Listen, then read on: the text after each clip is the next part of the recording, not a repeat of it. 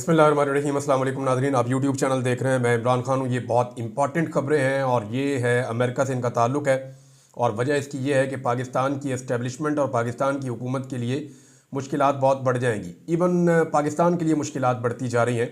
मैं मौजूदा रजीम की बात नहीं कर रहा, ओवरऑल पाकिस्तान की बात कर रहा हूँ। उसके कुछ रीज़न्स हैं।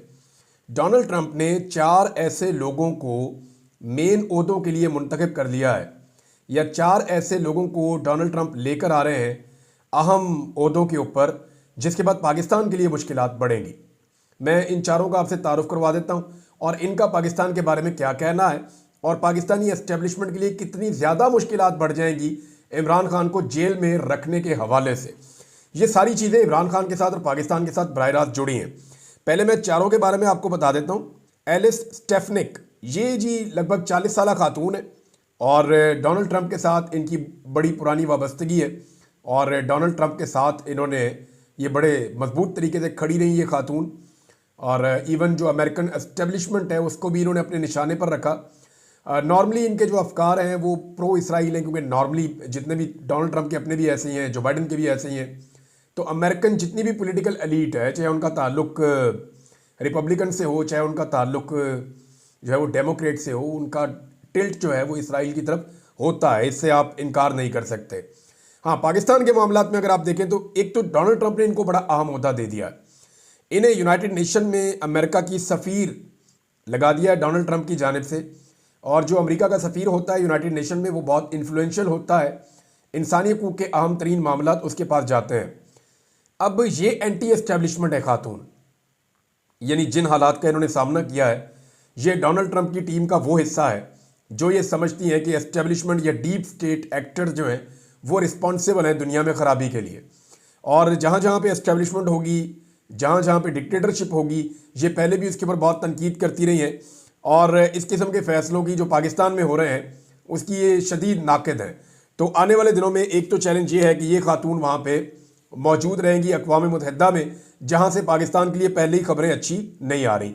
हालांकि जो बाइडन के दौर के अंदर पाकिस्तान के लिए एक रूम रखा गया था, पाकिस्तान के लिए एक सहूलत रखी गई थी कि ठीक है, आप पाकिस्तान में जो चीज़ें करना चाहते हैं, हमारी मर्ज़ी आपके साथ शामिल है, खामोश हमायत रहेगी, आपका जो दिल करता है करें। लेकिन जो बाइडन के दौर में भी अक़वाम मुत्तहिदा में आवाज़ें उठती रही हैं और अब जब ट्रंप का दौर आएगा और ये खातून आएंगी तो सिचुएशन बदल जाएगी। दूसरा, जो national security adviser Donald Trump ने जिसे मुंतखब किया, वो माइकल वॉल्ट्स के बारे में थोड़ा सा आप जान लीजिए। ये नेशनल सिक्योरिटी एडवाइज़र है अमेरिका का। ये बहुत इंपॉर्टेंट आदमी होता है। ये अमेरिकन सिक्योरिटी के हवाले से दुनिया भर में इन्फ्लुएंस रखता है। और अमेरिकी सदर के अगर टॉप चंद लोगों के बारे में आप देखें तो सेक्रेटरी ऑफ द स्टेट और नेशनल सिक्योरिटी एडवाइज़र, ये बड़े अहम लोग होते हैं। अब ये जो है, ये लगभग 50 साल उम्र का आदमी है और स्पेशल फोर्सेस के अंदर रहा है अमेरिका की, यानी साबिक अमेरिकी फ़ौजी ऑफिसर है और अमेरिकन स्पेशल फोर्सेस का हिस्सा रहा है। ये अफ़गानिस्तान में जंग भी लड़ता रहा, अफ्रीका में भी रहा, अफ़गानिस्तान में भी रहा, मिडल ईस्ट में भी रहा। तो ये इस खित्ते को और पाकिस्तान को अच्छे तरीके से जानता है और लंबा अरसा इसने अफ़गानिस्तान के अंदर भी गुजारा है। 26 साल जनाब इसका फ़ौजी एक्सपीरियंस है और उसके बाद से अब तक ये सियासत में है और चाइना के ये सख्त खिलाफ है। यानी अमेरिका ने एक बनाई थी टास्क फोर्स जिसका नाम था चाइना टास्क फोर्स, जिसने लगभग 400 के करीब तजावीज़ दी थी चाइना के खिलाफ कि अमेरिका को ये चीज़ें करनी चाहिए। वो 15 के करीब लोग थे इसके अंदर, तो ये उसका हिस्सा था। ये जो है जो अमेरिका का नेशनल सिक्योरिटी एडवाइज़र आ रहा है माइकल वॉल्ट्स, ये उसका हिस्सा था। इन्होंने 82 चीज़ों की या ख़तरात की चाइना के हवाले से निशानदेही भी की थी। ये शख्स चीन के साथ एक सर जंग का हामी है और चीन की हमायत में जो भी जाएगा ये उसकी मुखालफत में जाएगा। तो ये भी एक चैलेंजिंग शख्सियत है जिसको डोनाल्ड ट्रंप ने बड़े अहम ओहदे पर लाकर बिठाया है। अच्छा जी, तीसरी बड़ी अहम शख्सियत जिसका डायरेक्ट इन्फ्लुएंस पाकिस्तान पे आएगा वो है सेनेटर मार्को रूबियो। ये डोनाल्ड ट्रंप के बड़े करीबी साथियों में से, लगभग 50 साल से थोड़ी ऊपर इनकी उम्र है, 53 साल होगी या 52-53 साल। और ये बतौर सेनेटर अफ़गानिस्तान का दौरा भी कर चुका है 2011 में और यूक्रेन की जंग के खात्मे का बहुत बड़ा हामी है कि अमेरिका जो पैसे खर्च कर रहा है बैरूनी जंगों के ऊपर, वो खर्च नहीं करने चाहिए। तो दुनिया में जंगों को रोकने के लिए इस आदमी का रोल बड़ा इंपॉर्टेंट होगा।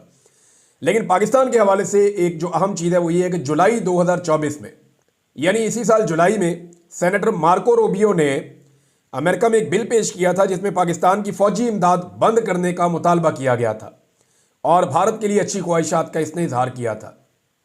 अब यह भी पाकिस्तान के लिए एक चैलेंज है कि एक ऐसा आदमी अमेरिका का नेशनल सिक्योरिटी एडवाइज़र जा रहा है जिसकी हमारे बारे में राय अच्छी नहीं है। एक ऐसी खातून अक़वाम मुत्तहिदा में अमेरिका की मुस्तकिल सफ़ीर बनने जा रही है जिसकी राय डिक्टेटर्स के बारे में या डिक्टेटरशिप के बारे में या इस तरह की चीज़ें जो डीप स्टेट जो काम करती हैं उसके बारे में अच्छी नहीं है, तो वो भी पाकिस्तान के लिए एक दबाव है।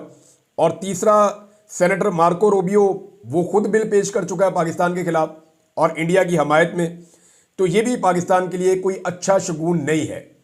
अब डोनाल्ड ट्रंप खुद जो है वो इमरान खान के बारे में उनके क्या अफकार हैं और नवाज शरीफ के बारे में क्या है, ये रिकॉर्ड का हिस्सा है। नवाज शरीफ साहब ने अभी बड़ी कोशिश की थी डोनाल्ड ट्रंप से मिलने की या उनकी टीम से मिलने की, ये बात सरकारी ज़राए भी बताते हैं, लेकिन वो इसमें कामयाब नहीं हो सके। नवाज शरीफ साहब से उन्होंने मुलाकात नहीं की। चौथी एक और अपॉइंटमेंट है, डोनाल्ड ट्रंप ने काश पटेल को CIA डायरेक्टर नॉमिनेट किया है। काश पटेल जो है ये एक्चुअली इंडियन गुजराती फैमिली से इनका ताल्लुक है। ये बहुत पहले माइग्रेट कर गए थे, बहुत अरसा पहले। वहाँ से अफ्रीका इनकी फैमिली गई थी, अफ्रीका से कनाडा गई थी, कनाडा से इनके वालिद अमेरिका में आए थे और ये अमेरिका में ही पैदा हुए थे। तो काश पटेल, लेकिन इनका ओरिजिन जो है वो इंडिया है। और ये एक बात तो बड़ी क्लियरली इन्होंने कही है काश पटेल ने कि मैं जब इक़्तिदार में आऊँगा तो CIA को जवाब देना पड़ेगा जो कुछ उन्होंने डोनाल्ड ट्रंप के खिलाफ किया है। तो जनाब CIA का डायरेक्टर इनको लगाया जा रहा है। तो डोनाल्ड ट्रंप ने अपनी टीम तकरीबन बनाना शुरू कर दी है। अब सवाल ये है कि इतने सारे जो मुखालिफ नज़रियात के लोग हैं, पाकिस्तान या पाकिस्तान की एस्टेब्लिशमेंट या पाकिस्तान के इदारे या हुकूमत उनको कैसे टैकल करेगी? यही लोग हैं ना डोनाल्ड ट्रंप की आंखें और कान। तो क्या इसहाक डार बतौर वज़ीर ख़ारजा इन खतरात से निपट सकता है? क्या कोई शहबाज शरीफ को सीरियस लेगा? या पाकिस्तान में कोई एक पॉलिटिशियन ऐसा हो, क्योंकि CIA का सारा स्ट्रक्चर अब अगर तब्दील हो रहा है तो मोहसिन नकवी वो पहले की तरह इफेक्टिव रहेंगे नहीं। मोहसिन नकवी की जो थोड़ी बहुत पेनिट्रेशन थी अमेरिका में, क्या वो अब वैसे ही रहेगी? ये सवाल अपनी जगह पे मौजूद है, क्योंकि डोनाल्ड ट्रंप बहुत ज़्यादा उथल पुथल करने वाले हैं आके। अब इस सारी, कुछ लोग तो ऐसे हैं कि डोनाल्ड ट्रंप ने आते ही चंद मिनटों के अंदर बंदे फारिग करने हैं, बहुत सारे ओहदेदार उन्होंने हटा देने हैं, तो एक बहुत बड़ा वैक्यूम बन जाएगा। तो पाकिस्तान के अंदर इस वक्त कोई एक शख्स ऐसा दिखाई नहीं देता जो अमेरिका के साथ ताल्लुकात को बचा सके या ताल्लुकात को बेहतरी की तरफ ले जा सके या अपने पॉइंट ऑफ व्यू को उनके सामने रख सके। इसके पीछे रीजंस हैं। रीजंस ये है कि देखिए, अगर हम ये नहीं कर पाएंगे तो IMF का दबाव आएगा, आलमी इदारों का दबाव आएगा, इंसानी हुकूक के हवाले से यूरोपीय यूनियन का और पूरी दुनिया का दबाव आएगा। पाकिस्तान ने जहां जहां पे जो जो कमिटमेंट की है वो कमिटमेंट पूरी करने का कहा जाएगा।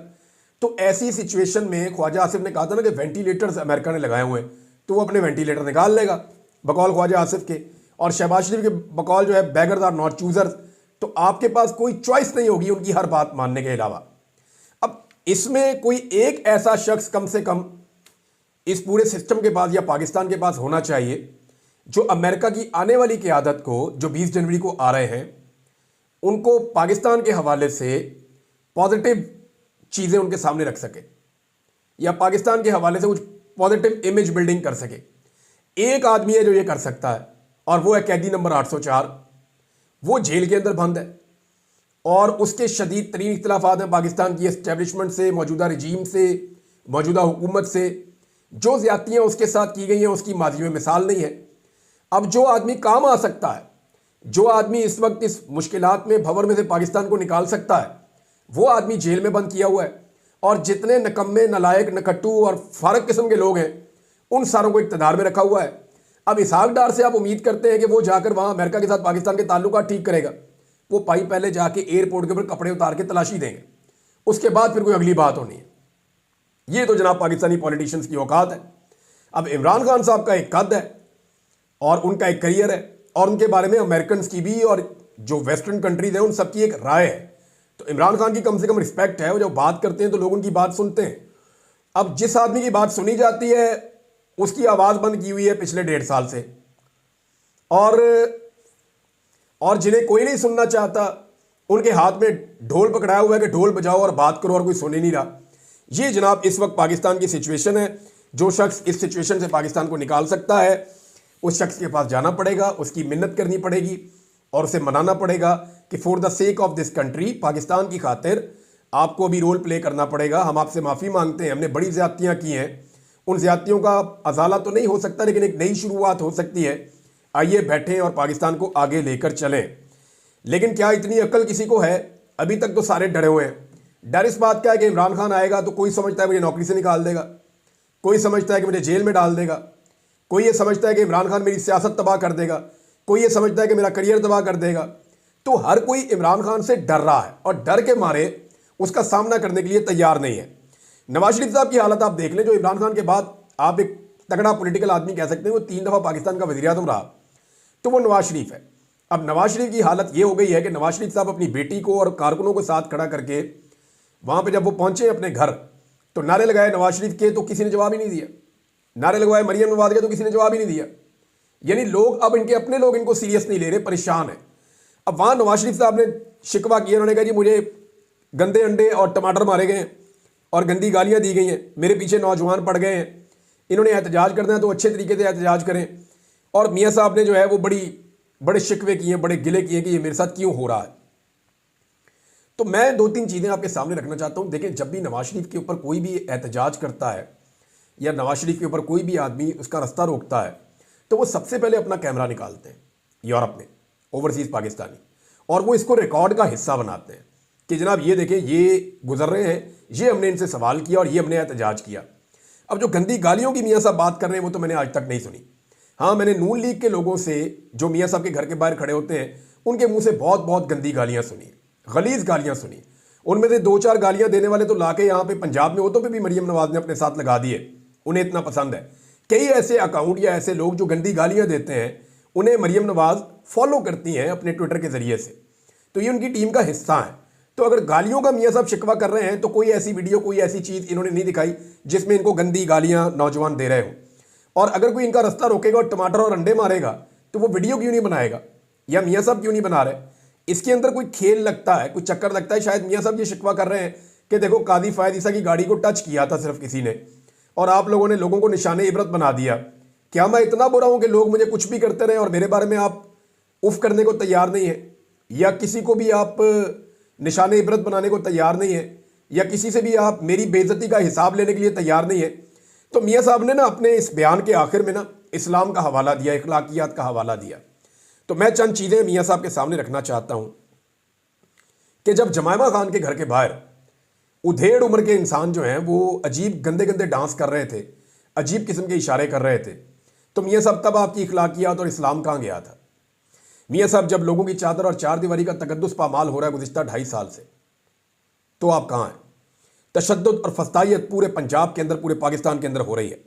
इमरान खान के घर के ऊपर बार बार हमला किया गया, उसके घर के अंदर घुसे, बार बार उसके घर वाले में, जहाँ उसके घर में लोग रहते थे उनको मारा। उस वक्त मियाँ साहब आपकी इखलाकियात नहीं जागी। अल्लामा इकबाल की बहू के घर के अंदर अटैक करके दरवाज़ा तोड़ के अंदर घुस गई आपकी पुलिस। उस वक्त आपकी गैरत, आपकी इखलाकियात और आपका इस्लाम नहीं जागा। फितना इमरान खान को करार दिया गया। इमरान खान के ऊपर मजहबी किस्म के घिनौने इल्ज़ामात लगाए गए, मजहब कार्ड इस्तेमाल किया गया, यहूदी एजेंट करार दिया गया, हत्ता कि उसके ऊपर कातलाना हमला हो गया। तो तब मियाँ साहब आपके ये वाले जज्बात नहीं जागे। बेनज़ीर भुट्टो की गंदी तस्वीरें किसने फेंकी थी मियाँ साहब? याद करें, आप हेलीकॉप्टर से पिकवाई जा रही थी।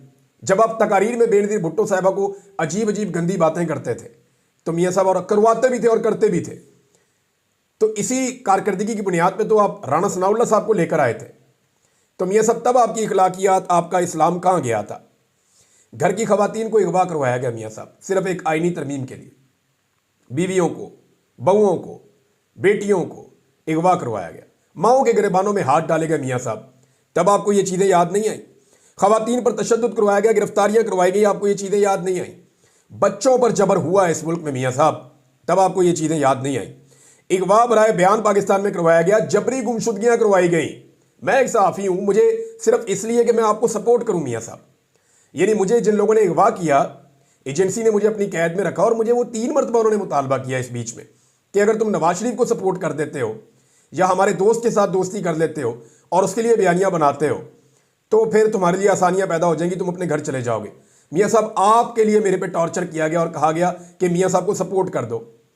तो ये तब आपको याद नहीं है? ये इखलाकियात, ये सारा भाषण, जबरी गुमशुदगियाँ जब हो रही थी, जब आप जाली मैंडेट ले रहे थे मियां साहब और विक्ट्री स्पीच कर रहे थे, तब आप भूल गए थे? कैंसर की मरीजा को जेल में बंद करके आपने उसकी जीती हुई नशिस्त छीनी है मियां साहब। उस वक्त आपको इखलाकियात याद नहीं आई, तब गैरत नहीं जागी, तब आपका इस्लाम जो है वो उसने आपको मना नहीं किया।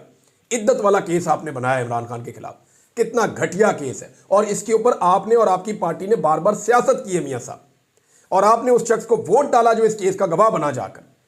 तो तब भी आप लोगों को मियां साहब ये सारी चीजें याद नहीं आई। आपको सिर्फ तभी याद आती है जब आपके लिए कोई दो नारे आपके खिलाफ लगा दे। ना आज तक आपको किसी ने मारा, ना आपके ऊपर किसी ने ऐसे अटैक किया, बल्कि वो सिर्फ आपसे जवाब मांगते हैं। वो कैमरा निकालते हैं और आपसे सवालात पूछते हैं और जवाब मांगते हैं उन चीज़ों का जिनके जवाबात आपके पास है ही नहीं। आप एक इंटरव्यू किसी न्यूट्रल सहाफ़ी को मियां साहब देकर दिखाएं, चैलेंज है आपको। आप पूरा इंटरव्यू ही नहीं कर पाएंगे, लाइव करके आप देख लें, आपके पास कहने के लिए कुछ बचा ही नहीं है जो जुल्म और ज्यादती आपने कर ली है। और अब मियां साहब को बार बार याद पता क्या आता है, ये खबर है मेरे पास यहाँ पे, मियां साहब कहते हैं चैंपियन ट्रॉफी में जो है भारतीय टीम पाकिस्तान आ जाए, ताल्लुकात अच्छे होने चाहिए। मियां साहब जो है वो भारत से ताल्लुकात अच्छे करने की ख्वाहिश का इजहार कर रहे हैं। यानी नवाज शरीफ ने लंदन पहुंचते में ये कहा कि पाकिस्तान तमाम ममालिक के साथ अच्छे ताल्लुकात चाहता है, पाकिस्तान के अमेरिका और हमसायों के साथ भी अच्छे ताल्लुकात होने चाहिए। अमेरिका ये बीच में जरूर लाते हैं, लेकिन मियां साहब आप लोगों की कैपेसिटी और कैपेबिलिटी नहीं है। जो आदमी इस वक्त अमेरिकन को गाइड कर सकता है या उन्हें टैकल और डील कर सकता है, आंखों में आंखें डाल के बात कर सकता है, वो आदमी जेल में बंद है। आप लोग सिर्फ पर्ची हाथ में लेकर जा सकते हैं और आपकी बात कोई नहीं सुनेगा, कोई आपकी बात नहीं सुनेगा, क्योंकि सबको पता है कि जो आप कहते हैं वो आप कभी करते नहीं है। सबको पता है कि आपकी हुकूमत जाली मैंडेट पे बनी हुई है। अभी जुल्मे खलीलदाद ने भी इस हवाले से 2-3 स्टेटमेंट दे दिए अब तक, हो सकता है उन्हें भी कोई अहम ओहदा मिल जाए। वो पहले भी ट्रंप की टीम का हिस्सा रहे हैं, उन्हें अहम ओहदा मिल गया इस रीजन के हवाले से तो एक नई मुसीबत और बन जाएगी। इन सारी चीज़ों से अगर निकलना है तो इमरान खान साहब के साथ जाकर बैठ के बात करनी पड़ेगी इस निज़ाम को, उसके अलावा रास्ता कोई नहीं है। अब मियां साहब जो है कभी वो कहते हैं भारत से ताल्लुकात अच्छे रखने चाहिए, बहुत अच्छे रखने चाहिए, लेकिन अपनी इज्जत का सौदा नहीं करना चाहिए। अच्छे ताल्लुकात हम ही रखेंगे, खाली भारत नहीं रखेगा, ये भी सवाल तो है ना। जब इमरान खान साहब भारत से अच्छे ताल्लुकात की बात करते थे, आप कहते थे कश्मीर का सौदा कर दिया। आज मियां साहब कश्मीर का लफ्ज बोले हुए आपको कितना अरसा हो गया? कश्मीर के लिए आपने क्या किया, कितनी आवाज उठाई? 2.5 साल से आपका भाई इस मुल्क में वजीर आजम है, उसने टके का काम नहीं किया कश्मीर के लिए। ये आपका कंट्रीब्यूशन है। और आप हमेशा कहते हैं कि हम कश्मीरी हैं, हम कश्मीर से हैं। तो जो ज्यादती आप लोगों ने पाकिस्तान के साथ ये, आप अब कहते हैं भारत आ जाए पाकिस्तान में क्रिकेट खेलने के लिए। पाकिस्तान की क्रिकेट, मियां साहब आपकी हुकूमत है, मुझे पता है कि आप पीसीबी का चेयरमैन अपना लगाना चाहते थे और आपने किसी को कह भी छोड़ा था कि आप पक्के पीसीबी के चेयरमैन हैं, पाकिस्तान क्रिकेट बोर्ड की चेयरमैनशिप में आपको दूंगा। और मियां साहब आप मोहसिन नकवी को हटा नहीं पाए। तो जहां पाकिस्तान के अंदर आपकी बात नहीं सुनी जा रही, वहां आप दूसरी टीमों को दावतें दे रहे हैं कि वो आगे पाकिस्तान में खेले आगे पाकिस्तान में, बहुत अच्छी बात है, लेकिन ये यकतरफा ख्वाहिश नहीं होनी चाहिए। अब तक के लिए इतनी, अपना ख्याल रखिएगा, अपने चैनल का भी। अल्लाह हाफिज़।